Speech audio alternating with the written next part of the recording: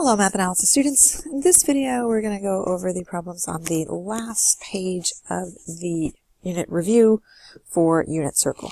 Now this section we see that the calculator is allowed on this section, so I will be using the calculator. On this part I will be using a Desmos calculator. For our conversions to find the missing value, important to remember our two conversions.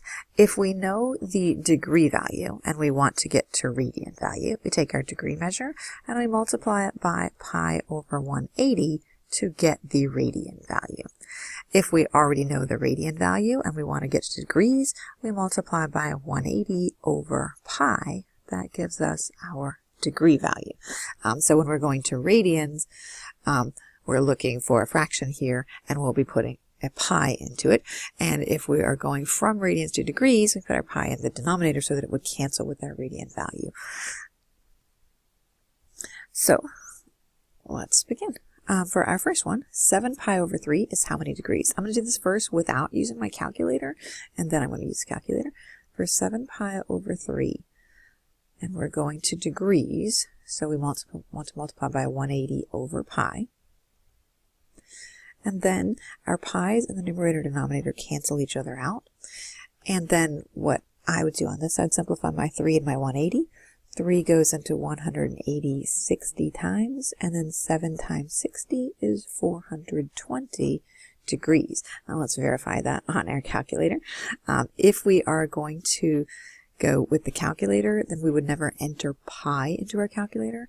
We would be putting into our calculator, we would do 7 over 3 times 180.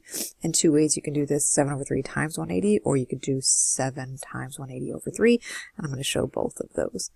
So if we go into our calculator and do 7 divided by 3 times 180, then we get 420 degrees. We could have also done, on the top, we could have done 7 times 180 and then divide all that by 3. That would mean we want to have our numerator in parentheses. And again, we get 420 because 420 degrees is the answer to this problem. For our second problem, 3 over 5. Again, we would do 3 pi over 5 times 180 over pi.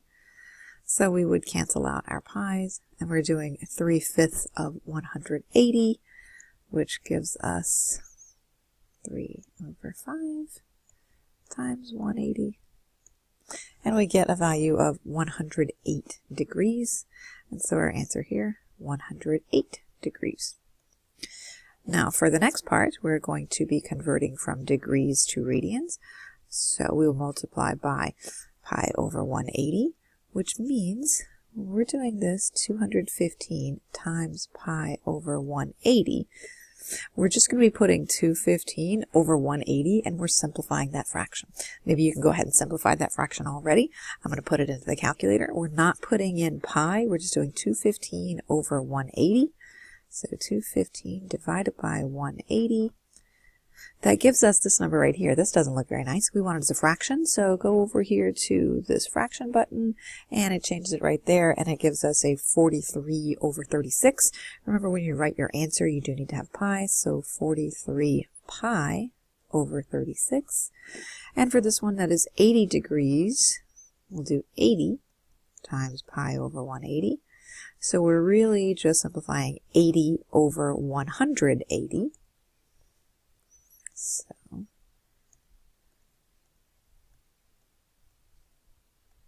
again, we get a repeating decimal, so we want to convert that to a fraction. So that is 4/9, and so our answer here is 4 pi over 9. For our next section, we are asked to find the reference angle. And reference angle is really just asking how far away from the x-axis is it. And our x-axis, of course, being values of 0, 180 degrees, or 360 degrees. Or if we're talking radians, that would be between 0 pi radians and 2 pi radians over here. So 300 degrees, that would be an angle that's in the fourth quadrant. Actually, I'm going to draw that right here. Angle in the fourth quadrant. So we're really looking for what kind of completes it. How far away from 360 is it? So we would subtract 360 minus 300, and we would get 60 degrees is our reference angle. For the next one, 5 pi over 9, we're not entirely certain where that is because we haven't worked with pi over 9 values. But if we're thinking about it in terms of pi, we know that, and ninths, we know that we could say 9 pi over 9 would be equivalent to pi. And how far away from 9 pi over 9 is 5 pi over 9? We'll subtract 9 pi over 9 minus 5 pi over 9 is 4 pi over 9. So that is our reference angle. For the next problem, we have 16 pi over 7. And again, we haven't worked with sevenths before, but we can think about in terms of pi. 1 pi would be 7 pi over 7, because 7 over 7 will be 1 pi. And 2 pi means the numerator is twice as much, 14 pi over 7. So if we're looking at 16 pi over 7, it's something that goes all the way around and comes back around into the first quadrant, past 14 pi over 7. What's the difference between 16 pi over 7 and 14 pi over 7? 2 pi over 7, so that is our reference angle. For our next one, 19 pi over 9. Again, we haven't worked with ninths, but 9 pi over 9 would be equivalent to just pi. And 18 pi over 9 would be equivalent to 2 pi. 19 pi over 9 would be all the way around and a little bit past 18 pi over 9. How much past it? 19 pi over 9 minus 18 pi over 9 is 1 pi over 9. So that's our reference angle.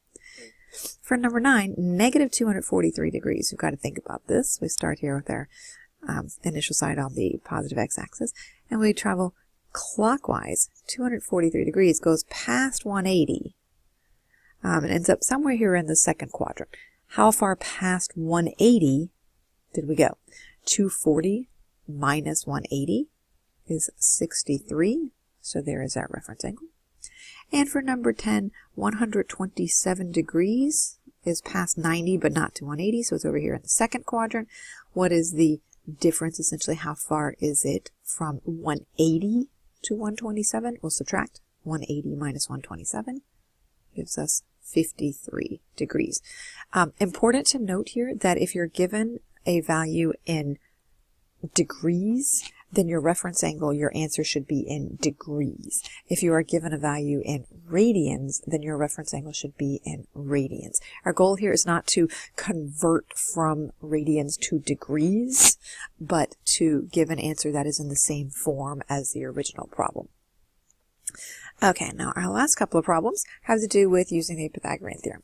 Given angle theta, as shown in the picture, find sine of theta. So our x-coordinate here is a negative 3. Our y-coordinate is 2. So we want to find our hypotenuse so that we can find the values. Since sine theta is our opposite over hypotenuse, we know that our opposite, or our y value, is 2, but we need to know our hypotenuse. So, I'm going to kind of draw that again with an x value of negative 3 and a y value of 2. We're trying to find our hypotenuse, so we will use Pythagorean theorem. Negative 3 squared plus 2 squared equals c squared. That gives us 9 plus 4 equals, c squared. 13 equals c squared. So c is the square root of 13. So our hypotenuse here is the square root of 13. We're trying to find sine, which is opposite over hypotenuse. So our opposite side, opposite over hypotenuse, that's 2 over the square root of 13. But that's not a simplified answer. So we want to rationalize our denominator. Multiply by square root of 13 over square root of 13.